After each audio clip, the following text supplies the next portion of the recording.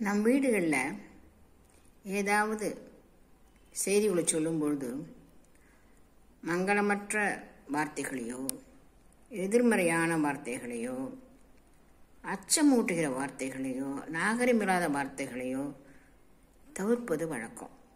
அப்படிப்பட்ட சொற்களை சொல்லுவதில்லை. இந்த ஸ்ரீவிஷ்ணு குடும்பங்களில் நிறைய பார்க்கலாம். வீட்டில் சாமான் எல்லாம் தீர்ந்து போச்சு, இல்லை என்று சொல்லுவது வழக்கம் இல்லை. அம்மா வீட்டில் சாமான்லாம் நிறைஞ்சிருக்குமா, ஒன்றாந்தேதி தான் வாங்கணும். என்ன அழகாக நிலைமையை சொல்கிறாங்க இல்லையா? வீட்டில் காய்கறிகள்லாம் நறுக்கணும்னு சொல்லுவோம். கிழங்கையோ காய்கறிகளையோ என்ன சொல்லுவோம்? நறுக்கணும், வெட்டணும் சொல்லுவது வழக்கம் இல்லை. திருத்துவது, காயை திருத்துவது என்று தான் சொல்வார்கள். காவேரிக்கு குளிக்க போனால் ரங்க மாமாவை காணும், நேரமாச்சு. மாமி காவேரி கரைக்க வந்துட்டார். என்ன சொல்லணும்? எப்போ குளிச்சுட்டு வர்றது, எப்போ சமைக்கிறது, எப்போ சாப்பிட்றது அப்படி தானே கேட்கணும். இல்லை, மாமி கேட்குறார், பெருமாளே எப்போ குளிச்சுட்டு வர போகிறாரு, எப்போ பெருமாளுக்கு இலை போடுறது. என்ன அழகு, என்ன அழகான கான்வர்சேஷன் இது. வீட்டில் பாம்பு வந்துட்டா பெரியவர் வந்தார் தான் சொல்கிற வழக்கம். ஒருத்தர் காது கேட்கலன்னா அவர் கொஞ்சம் இடது காது என்று சொல்வார்கள். பெரியவர்கள் காலமாக விட்டால் வீட்டில் சிவலோக பிராப்தி அடைந்தார், ஆச்சாரியன் திருவிழை அடைந்தார் அப்படித்தான் சொல்வது வழக்கம். அதை கூட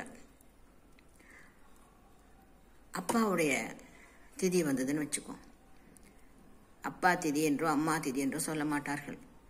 அப்பா வருகிறார், அம்மா வருகிறார்னு தான் சொல்வார்கள்.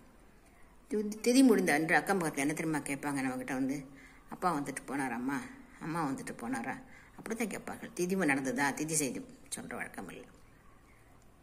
யாரும் திட்டணும்னு வச்சுங்க, உத்து பாருங்க, அவங்க திட்டுறதை நாசமத்து போகன்னு திட்டுவாங்க. நாசம் அற்று போக, நாசமாக போகன்னு சொல்லலை, நாசம் இல்லாமல் போக. வாழ்த்து, கோபமாக தான் பேசுகிறாங்க, வார்த்தை பளீர்னு வந்து விழுது. ஆனால் நம்ம நினச்சிட்ருக்கோம் திட்டுறாங்கன்னு. அவங்க திட்டவே இல்லை, அதை ஒரு மங்களமாக மாற்றி இருக்கிறார்கள். திட்டே கிடையாது. நம்ம வீட்டில் பெரியவங்களாம் சொல்லுவாங்க, இந்த பாரு வீட்டில் ஒரு தேவதை இருக்குது, அது பேர் அஸ்து தேவதைன்னு பேர். அஸ்து என்றால் அப்படியே ஆகட்டும்னு அர்த்தம் சம்ஸ்கிருதத்தில். இது என்ன, நம்ம எது சொன்னாலும் அப்படியே ஆகட்டும் அப்படியே ஆகட்டும்னு சொல்லும் அது. அதனால் நீ வந்து தப்பான வார்த்தை சொன்னால் அப்படியே ஆகட்டும் சொல்கிறது பலிச்சிடும். அதனால் அந்த மாதிரி வார்த்தையெல்லாம் சொல்லக்கூடாது. அதனால் அதெல்லாம் தவிர்த்துட்டு அழகாக சொன்ன, நம்ம கண்ணுக்கு தெரியாது அந்த தேவதை, ஆனால் அதை அப்படி சொல்லிவிடுமா, அதனால் நம்ம இப்படிலாம் சொல்லக்கூடாது அப்படின்னாங்க.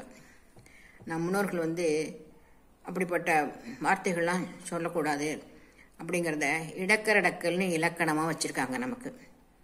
இது ஆங்கிலத்தில் எஃபோமிசம்னு சொல்லுவாங்க. மொழியின் அடிப்படை கருத்து பரிமாற்றம் தான், ஆனால் அது நாகரிகமாக அழகாக பயன்படுத்தலாமே இல்லையா?